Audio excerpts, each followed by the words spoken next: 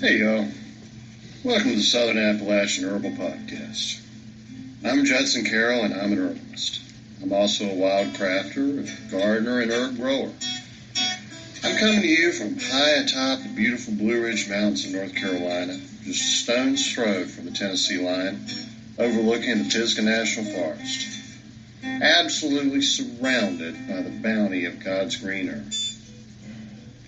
I spent most of my life wandering these mountains and learning about plants from the old-timers and all sorts of characters. On this show, we'll talk about herbs and how to use them, how to find them, how to grow them, how to make preparations. We'll talk about a lot of things. We can also talk about permaculture, homesteading, foraging, and living off the land. Most anything, really. You can email me at southernappalachianherbs@gmail.com if you have a question or a comment. You can also contact me through the Grow Network, where I'm a regular contributor and a moderator for the forums. And my blog is, of course, southernappalachianherbs@blogspot.com. All right, y'all. I'm going to sit my guitar down and let's talk about herbs.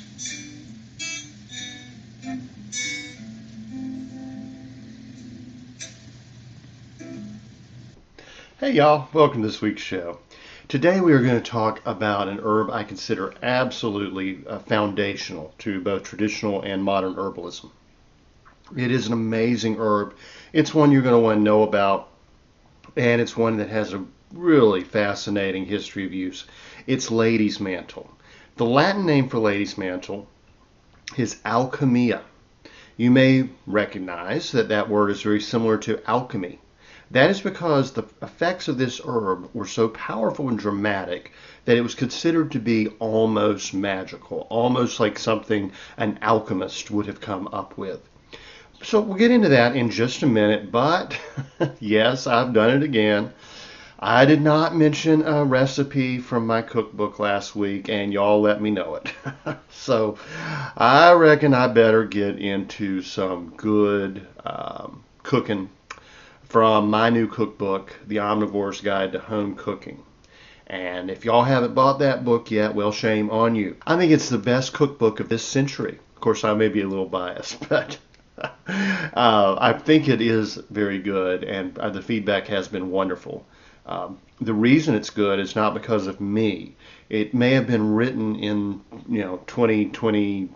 What is this now? 2023? It may have been written in 2022. But it is firmly based in cooking from 100 and 200 and 300 years ago. It's really traditional home cooking, real honest food, the kind of flavors. If you're lucky enough to be like me and have actually grown up with grandparents and great-grandparents, you remember from your childhood. And if you don't have that family tradition, you owe it to yourself, you owe it to your children to get either my book or a similar cookbook.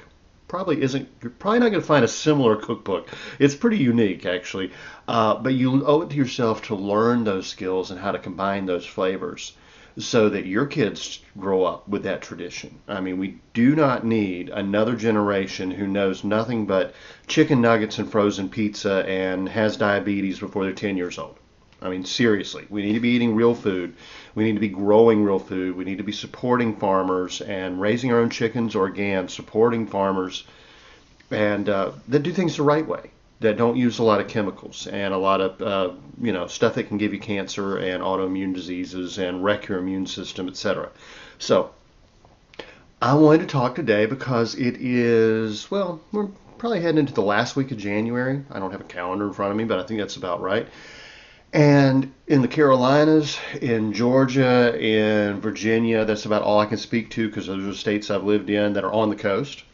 I haven't lived north of Virginia on the coast or south of Georgia on the coast. Of course, I've visited quite a bit. But I know for a fact the shad run is really on right now. Now, y'all, if you're over the age of 40, you may remember shad. Shad is absolutely delicious, specifically the roe of the shad, or the eggs. Shad is in the herring family, and these fish are out in the ocean and they run up freshwater streams to spawn. Beginning about mid-January in most of the states where they run up the streams to spawn, People used to go out with nets and just catch bushels full of shad. Unfortunately, that tradition has pretty much faded away. I would be surprised if in North Carolina, a state of I think around 50 million people, or 39, 40 million, seems like we were getting close to 50 last time I looked. I'd be surprised if 10,000 people even know about shad fishing and maybe 1,000 people actually do it. It used to be one of our major industries. I think it was even bigger in South Carolina. But in the 70s, there was a PCB scare, and they pulled all the Shad Roe, which was canned, from the shelves. And it seems that may have been really overblown. It was probably a mistake by the EPA, FDA, USDA, whoever was in charge of that. It was probably a mistake for them to pull it. It devastated southern coastal communities that depended on the Shad Roe as part of their annual income. I mean, these people were making their money off of shad, off of crabbing, off of shrimp, and just took out one of their major industries because shad, honestly, I mean, I like caviar. I really do. I'm a big caviar fan.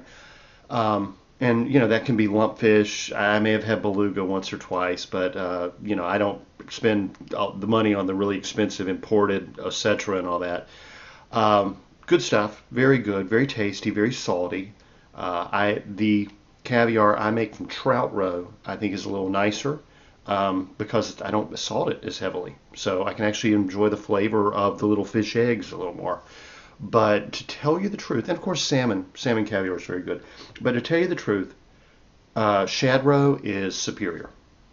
Shad Roe comes in sets. You can fry them whole. You can take them out of the membrane that holds all the little eggs together and fry them up in butter or bacon grease. And traditionally, and bacon grease is really good, but traditionally we serve these over grits with a lot of butter. And it's that simple. And that was my favorite breakfast growing up. And then that ban hit and the industry collapsed. And now if you want Shad Roe, you have to go get it yourself. So I know that's going to be impractical for a lot of people. So I basically just gave you the shad roe and grits recipe. It really is that simple. I'm going to give you a shrimp and grits recipe. And I think everybody, no matter where you are, can get some shrimp. Whether you do like me and go out with your cast net and catch it yourself, which is one of my favorite things to do, or you buy frozen shrimp in a grocery store or from a fish market. I highly recommend you buy wild-caught American shrimp. If you're on the East Coast, buy East Coast. If you're on the Gulf Coast, buy Gulf Coast. If you're on the West Coast, buy West Coast, okay? Buy it as locally as you can. Support your fishermen. The farmed shrimp is not as tasty, and a lot of the farming practices, especially in Asia, are really disgusting. If you can avoid buying farm-raised shrimp, fish, oysters, etc., do so. But if you have no choice but to buy farm-raised, do try to buy domestic. The way they farm shrimp in a lot of Asian countries and other shellfish. I mean, I've talked with you before about the oysters. I mean, and tilapia is probably the worst. In America, at least, our farm-raised fish are fed fish pellets, which are sort of like fish dog food. I don't think it gives them a very good flavor, to tell you the truth. I prefer wild caught every time. But in Asia, a lot of times, it's sewage. Yes, human sewage is being pumped into fish and shellfish farms, etc. And there are constant recalls. I mean, they ship this stuff out, and a batch will be found on the shelves that has, E. coli, fecal coliform, etc. Coliform, I can't say that word, but anyway, it's nasty. So if you can avoid farm-raised stuff, and really a lot of what's being sold in restaurants these days comes from Cisco, and I think U.S. Foods, and etc. And I'm not going to single out one or the other, but I'm going to say a lot of these industrial food suppliers buy from Asian seafood farms. So you may go to a restaurant and you may drop $100 on a meal for two to think you're having good seafood, and really it's frozen, farm-raised, industrial nastiness. But anyway, let's get into just a little shrimp and grits, and then I'll get into the herbs. So to start with, grits. I mean, buy stone ground real grits. I mean, I know everybody saw My Cousins and Vinny, right? No self-respecting Southerner would buy instant grits, of course. But most do. I'm sorry. Most people don't understand what grits are anymore. Grits are simply ground corn. Stone ground is coarse. Do not listen to what the chefs tell you on television. Most of them are not Southern, and most of them are absolutely full of it. They say you have to just stir and stir and stir and stir and constantly, or the grits are going to stick to the bottom of the pot. No. Maybe that's the case with quick grits or something, but if you get decent stone ground grits, the real thing, which you can actually grind yourself, by the way, if you have a little a little grain meal. Fortunately, we have a couple of good mills here in North Carolina, and there's a great one over just across the line, Tennessee. I like to buy I used to have a friend that actually had the old stone grinding, stones, and he had set up a water wheel and everything, and he made fantastic grits with blue corn. Anyway, you can source stone ground grits. You can cook your grits in either just plain water and salt. You can cook them in milk and salt if that's your thing. You can combine a broth or a stock with milk if that's your thing. Whatever. I think for cheese grits, definitely a mix of milk and some chicken stock makes it really good. And all you do is mix in a bunch of butter and some good sharp grated cheddar. You can do parm if you want to. Serve it up in a bowl, maybe a little bacon crumbled across the top of it. Absolutely delicious. But the thing is, you get them going in there and the water boiling and all, stir them up, and then you only have to stir them occasionally. Stir them a little bit at the beginning, and then they pretty much take care of themselves. I mean, it's not something, you see these chefs on TV, and they're just like beating at the grits like crazy as if, I don't know what they're doing. They don't know Southern food, and they act like they do, and it's fairly annoying. But anyway, you can cook your grits in any liquid you like, right? For shrimp and grits, I like to use a fish stock or a shrimp stock specifically. All right, I got all those recipes in my book about how to make stocks and all that. For chicken stock, I am just going to take chicken bones and some vegetable scraps and brown them up. I'm going to simmer them in water, no salt, with some peppercorns, clove, onion, bay leaf, and thyme. That also works really well for beef stock. I mean, that's just a good combination for your meat stocks. Now, when it comes to fish and shellfish stocks, for fish stocks, I'm just going to use fish bones. For shellfish, I usually like to use shrimp shells and heads. So the heads have a little fat in them. This is one you're going to keep frozen when you're not using it because, fat can always spoil on you. You can use crawfish shells. You can use crab shells. You can use anything along those lines. You're not going to use clam shells or something. They're not going to have any flavor. Or oyster shells. I'm talking crustaceans when I mean shellfish, and I'm talking fish when I mean fish, So you're either boiling fish bones or, say, shrimp shells.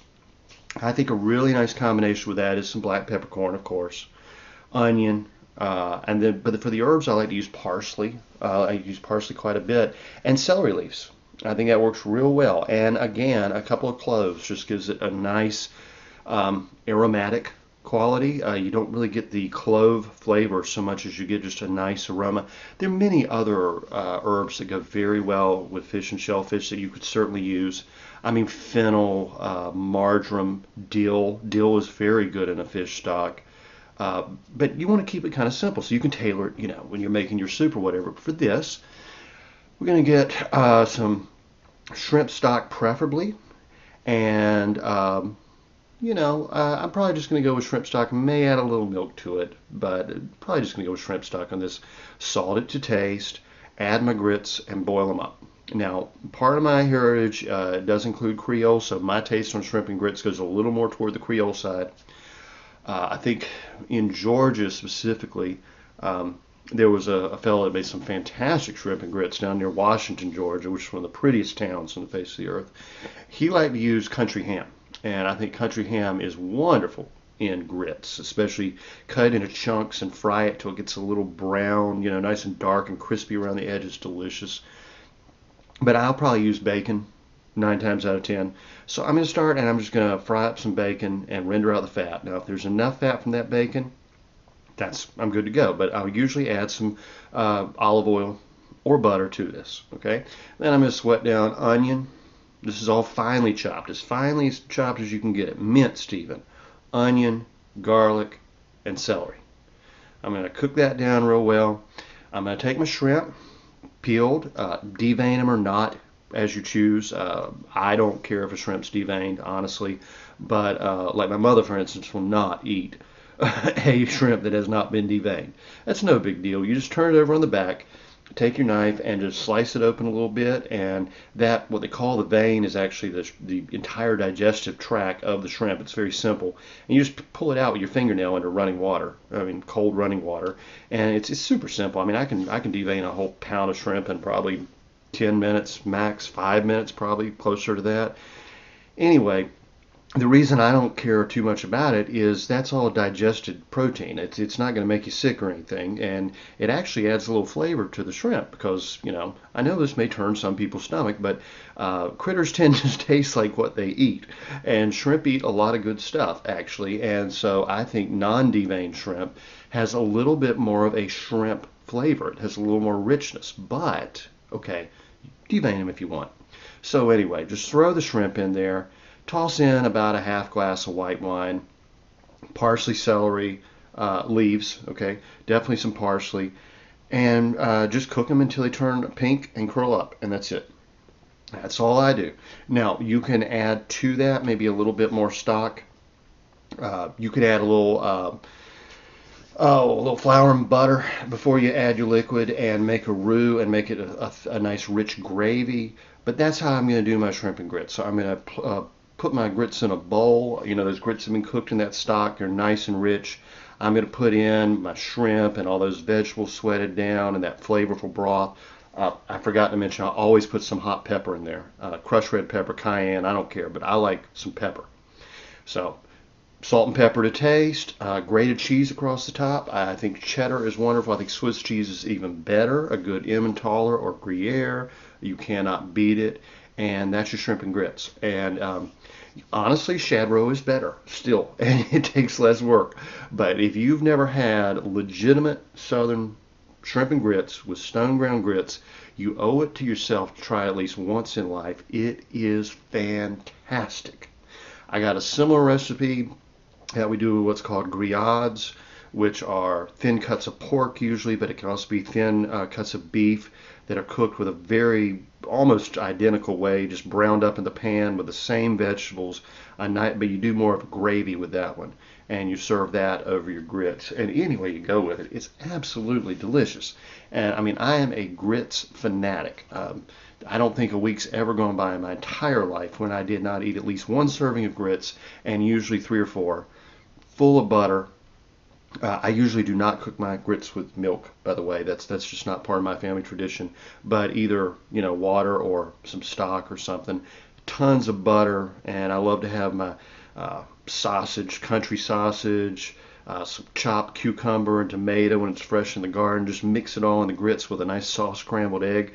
That's a real North Carolina, eastern part of the state tradition. We just take the eggs, the tomato, the cucumber, mix them into the grits with salt and pepper, and have a big old piece of toast or a biscuit on the side and just eat it all together. And it's just one mess of a meal that's my mouth is actually watering thinking about this right now. And remember the answer to the question. If anyone ever asks you about hominy grits, you say a zillion. Hominy is actually grits that have been treated with lye to make them more digestible, but it's Hominy, and it sounds a lot like how many, so that's an old joke. Now, let's get into Ladies' Mantle. As I said, this is a great herb, and especially if you're a woman, you're going to want this herb growing in your garden. This is in the history of Pliny, Dioscorides, you name it. It's gone under many names, but the common name has been, for the last 2,000 years or so, Ladies' Mantle, with an apostrophe S, meaning the herb belongs to a lady. Okay, what lady is that? Well, it's actually the Blessed Virgin Mary, the Mother of God. It's Our Lady's Mantle. This is one of those herbs that's considered to be so good, especially for women, that it's actually named after the Mother of God. As far as history, I think Miss Grieve gave us a really good summary. She said the generic name alchemia is derived from the Arabic word alchemich or alchemic. I don't know, I don't speak Arabic, but that's apparently Aramaic for alchemy, and was bestowed on it according to some old writers because of the wonder-working powers of the plant. Others held that it had an alchemical virtues, and those lay in the subtle influence of the foliage imparted into dewdrops that lay on the flowered leaves that formed little cups where the leaves joined the stipules. And these dewdrops were considered to have magical qualities in ancient times. The common name lady's mantle originally appeared in German, Frauenmantel, and it was bestowed on it in the 16th century by botanist Jerome Bach. In the Middle Ages, the plant had been associated, like so many flowers, and there actually are several herbs, with the Blessed Virgin Mary, hence the name lady's mantle with an apostrophe. The lobes of the leaves being supposed to resemble the scalloped edges of a mantle. Mantle was something ladies used to wear. In medieval Latin, it was also called Leontropinum or lion's foot, probably because of the spreading root that it has. We can get into a lot more of the etymology of the word, but there's no need to get into it. It's been called lion's foot, barefoot, stellaria, etc., etc. Father Johann Kunzel, in his classic work, Herbs and Weeds, which the modern translation, yes, I am the co-author of, along with my Austrian herbalist friend, Jolanta Wittub. So that's another one of my books. If you don't have it, shame on you, because it's a really good book. Not only was Father Kunzel a great herbalist, but Jolanta's photography is stellar. It's spectacular. This is the only one of my books that has photographs in it. Honestly, it was the first book I wrote, co-authored with Jolanta, and I can't take a picture that could rival anything she does. Her work is gorgeous. Of course, she lives in the high Alps, so everything's gorgeous. Anyway, along with Father Nape and Brother Aloysius, he was one of the three main, founders of what we would now call German folk medicine. That is the heir to all the monastic medicine of the Middle Ages, all the monasteries that used to have their own gardens and hospitals for the care of the sick. They all used herbal medicine, and all that knowledge is passed down into German folk medicine. And Father Kunzel was so popular and so influential around 1900, 1920, somewhere in that time. He wrote of lady's mantle. He said the lady's mantle, or dew's mantle, mantle herb, mother of God's mantle, help for women herb, or also called all women healer. Okay, so you're starting to get the idea of this plant, right? He said the name alone indicates the healing power of this herb. It thrives everywhere on the shady side, on streams, in somewhat damp meadows, and especially on the mountains up to the snow line. It has an elegant, noble sister known as Alpine Lady's Mantle. That's Alchemia alpina, by the way, which has the same properties to an even greater extent. However, this one only thrives in the alpine regions and is recognized by its silver sheen. The ancients knew the healing power of this plant very well, giving it the name Alchemia, meaning magic herb. The lady's mantle, boiled and drunk warm, relieves headache, heals colds in the head, eye infections, and often toothaches is used as a gargle in your mouth.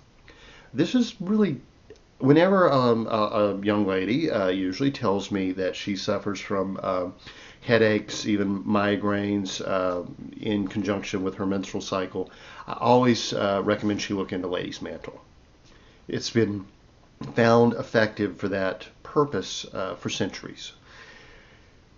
He said it also heals fevers, burns, suppuration, and ulcers. Those are sores, by the way, which is why it cannot be more than enough recommended for women. Every woman after giving birth should diligently drink quite a lot of this herb for 8 to 10 days. Some children would still have their mothers, and many a beaten widower his wife, if they had known this gift of God. Furthermore, the herb, boiled and drunk, takes fevers and burns in cases of broken ribs, knocks from wood, stone, iron, and after severe falls. A great many people die from internal injuries. This herb quickly removes fever and burn and speeds healing, but in this case, drink a lot, 1 to 2 liters a day. Externally applied and crushed, the lady's mantle heals wounds, stabs, cuts. Children who always have weak muscles despite eating well will become strong with continued use of this tea. The lady's mantle drunk as a tea cures diarrhea. This herb is of the highest value for cattle. Fed dry, it heals diarrhea. The tea from the lady's mantle is lovely and pleasant, mixed with cowslip. It is even better than Chinese tea and far healthier than this. It calms the nerves, provides sound sleep, and is a quick remedy for people who often get nauseous. In case of obesity and bloated body, provided that this is not due to abundant food and lack of exercise, the Alpine Lady's Mantle offers help if used for a long time. Jolanta, my co-author, did a commentary on this. She said that she was a woman, and she said, thus I always make sure I have enough dried lady's mantle at home to last throughout the year. When I go on mountain tours, I bring home the Alpine Lady's Mantle, which we call Silver Mantle. Women drink lady's mantle tea after childbirth, for menstrual cramps, in a mixture with chamomile and or fennel and or caraway seeds. For menopause, women prefer the Alpine Lady's Mantle, often in a mixture with red clover. Lady's Mantle's taste is quite boring. That is why I would mix it with other female herbs like lemon, balm, lavender, or rose petals, or as Father Kunzel recommended, the cowslip. This gently smelling spring herb which calms the nerves when needed. She said, have you heard of or seen the magic water drop in the middle of the leaves? No, it is not a drop of dew. It comes from inside the herb, which is very interesting. Most authors say not, but I think Jolanta knows a lot better because she actually lives there and gets to see things a lot more than most people do. She said it comes from inside the herbs, and there are many stories about this drop. They say that Cleopatra washed her face with these drops, that alchemists used it as heaven's water. I drink this drop when I see one. In my own commentary on this herb, which I included right after Jolanta's, I said the lady's mantle is listed as alterative. Alterative means it gradually restores proper function to the body. It's similar to tonic, by the way. It gradually brings one back to health. It is anti-rheumatic, referring to the swelling of joints such as arthritis. It is astringent, tightening and restoring tone to tissue. It is diuretic, reducing fluid. It is a menagogue, meaning that it stimulates menstruation by increasing blood flow. The herb is febrifuge, meaning that it helps break a fever. Sedative. Styptic, which means it helps stop bleeding. Tonic, which means strengthening and balancing. And vulnerary, which means it helps heal wounds. Few plants offer more benefit, especially to women. Brother Aloysius, he was Father Nape's protege, wrote Lady's Mantle, and this is the regular Lady Mantle, not the Alpine version, is astringent, used for heavy bleeding, vomiting of blood especially, and leukorrhea, and to cleanse wounds and knit tissues together. Used as a compress on sores, ulcers, ruptures, or prolapse of the rectum. Also for involuntary seminal discharge, ulcerated lungs, consumption, dysentery, painful bleeding, fistulas, and swollen breasts. Maria Trebin, who probably the most prominent writer of the German folk medicine tradition in the 70s and 80s, wrote quite extensively on lady's mantle. I will skip her description of the herb. She says, not only is lady's mantle beneficial for menstrual disorders, the whites, abdominal disorders, and indisposition during menopause, but it also helps at the beginning of puberty together with yarrow tea to influence the onset of menstruation favorably. In cases where for young girls menstruation will not commence despite professional medication, it is lady's mantle together with yarrow mixed in equal proportions that brings everything into line. The action of lady's mantle is astringent and very rapid healing. It is also used as a diuretic and a heart-strengthening remedy for wound fevers, for festering wounds, and neglected sores. After removal of teeth, lady's mantle is recommended as one of the best remedies. Within a day, the wounds heal after several rinses. It relieves weakness of muscles and limbs and helps in anemia. For injuries after delivery, debility of the abdomen of women who have difficult confinements or are inclined to miscarry, for strengthening of the fetus and uterus. Ladies' Mantle is of great health. Now, always, I don't recommend herbs during pregnancy unless you consult with an expert in that field, a midwife, someone who really knows what they're doing. But this is one that Maria Trevin did think was useful during pregnancy. I would just put that as a disclaimer. As I always say, herbs specifically for women's health are not my strong suit. Check some of the great herbal writers for women, such as Maria Trevin and Susan Weed and Rosemary Gladstar and several others. But if possible, if you can find an old midwife, they're going to have the best knowledge usually. Anyway, women so affected should start drinking Ladies' Mantle tea after the 3rd month. It is a cure-all for all females' disorders, and together with shepherd's purse, even helps in prolapse of the uterus and in hernia. For the last named cases, use 4 cups of Ladies' Mantle tea, which should, as far as possible, be prepared from freshly picked herbs and sipped throughout the day. In addition, the affected parts are massaged with shepherd's purse tincture and yarrow sitz bath. She said, our forefathers used this plant as a wound herb externally and internally for epilepsy and for hernia. A quotation from an old herbal says, when one is ill, whether young or old, let 2 handsfuls of Ladies' Mantle in a measure of water boil for as long as it takes to boil an egg, and drink it. In today's medicine, the plant has again its proper place. And she mentions how Father Kunzel was a big proponent of the herb. She was a big fan of Father Kunzel's, by the way, and that's actually how I came to learn about him, because his book had been out of print for 100 years at the time. 1500s England, Ladies' Mantle was also very popular. Gerard said it is applied to wounds. It stops bleeding, and he also, okay. As always, this is Elizabethan English, so let me see if I can pronounce these the way it's written, and if not, I'm going to just try to translate as I go, which is going to have you stumbling a lot. It is applied to wounds after the same manner as the smaller sanicle is, being of like efficacy. It stoppeth bleeding, and also the overmuch flowing of the natural sickness. It keeps down maidens' paps or dugs, and when they be too great or flaggy, it makes them lesser or harder. All right, so who knows what that means? Actually, what he's saying is it helps tonify the breast. It made them more firm.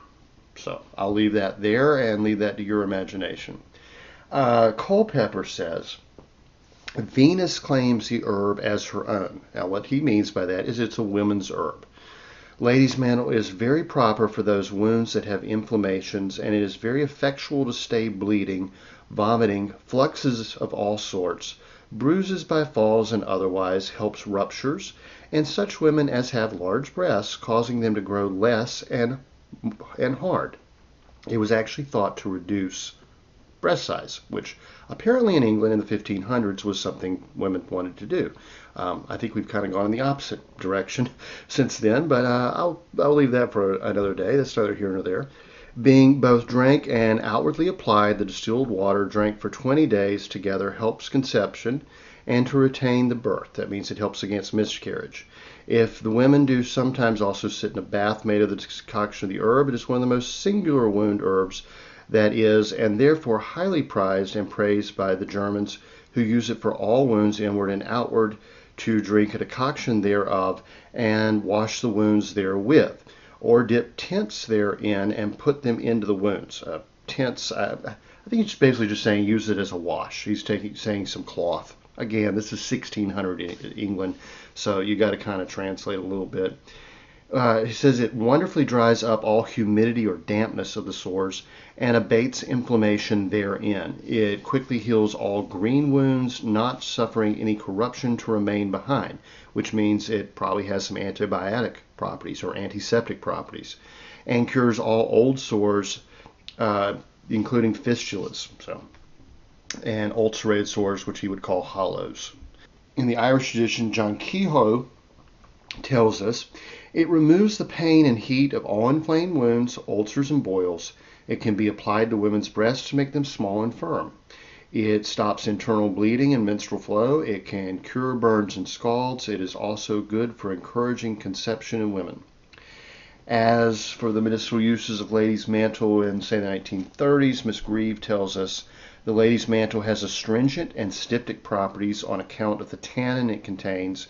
It is of a very drying and binding character, as the old herbalist expressed it, and was formerly considered the best of the vulnerary or wound herbs. In modern herbal treatment, it is employed as a cure for excessive menstruation, taken internally as an infusion. A strong decoction of the fresh root by some is considered the most valuable part of the plant, and has also been recommended as an excellent remedy to stop all bleeding. The root dried and reduced to a powder is considered an answer for the same purpose and be good for violent purgings. In Sweden, a tincture of the leaves has been given in cases of spasmodic or convulsive diseases.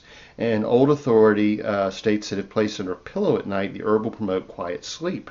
The scent of the herb also has a sleep-inducing effect, much like hops or such. In modern times, Plants for Future says lady's mantle has a long history of herbal use, mainly as an external treatment for cuts and wounds, and internal treatment for diarrhea and a number of women's ailments, especially menstrual problems. The herb is alterative, anti-rheumatic, astringent, diuretic, emmenagogue, febrifuge, sedative, styptic, tonic, and vulnerary. We've covered all those terms in the past. I don't think any of them are that strange. Yeah, you're probably good on that. The leaves and flowering stems are best harvested as the plant comes into flower and then can be dried for later use. The fresh root has similar and perhaps stronger properties to the leaves, but is less often used. The plant is rich in tannin, so it is an effective astringent and styptic, commonly used both internally and externally in the treatment of wounds. It helps stop vaginal discharge and is also a treatment for excessive menstruation and to heal lesions after pregnancy. Prolonged use can ease the discomfort of menopause and excessive menstruation. The freshly pressed juice is used to help heal skin troubles such as acne, and a weak decoction of the plant has been used in the treatment of conjunctivitis. Now, one of the most interesting uses of lady's mantle comes from the Russian tradition. Igor Vilovich Zevin says, an old Russian folktale teaches children that gnomes never become old because they drink and wash their faces with morning dew from the lady's mantle. So, I have personally never encountered any gnomes. But, if I do, I'll be sure to ask them, and I'll let y'all know what they tell me. Apparently, gnomes, according to legend, can be kind of tricky, though, so maybe we ought to take whatever they say with a little tiny grain of salt. A little gnome-sized grain of salt, in fact. All right, y'all. That covers this week. Go get yourself some good real grits and learn to cook them and enjoy them. And especially if you're a lady, get some lady's mantle growing in your garden, or at least have it on hand. And if you're a guy, definitely have some around for cuts and wounds and such, because it is a very good herb to stop bleeding. It's one of the top 5, I would say. So y'all have a great week, and I will talk to you next time. The information in this podcast is not intended to diagnose or treat any disease or condition. Nothing I say or write has been evaluated or approved by the FDA. I'm not a doctor. The U.S. government does not recognize the practice of herbal medicine, and there is no governing body regulating herbalists. Therefore, I'm really just a guy who studies herbs. I'm not offering any advice. I won't even claim that anything I write or say is accurate or true.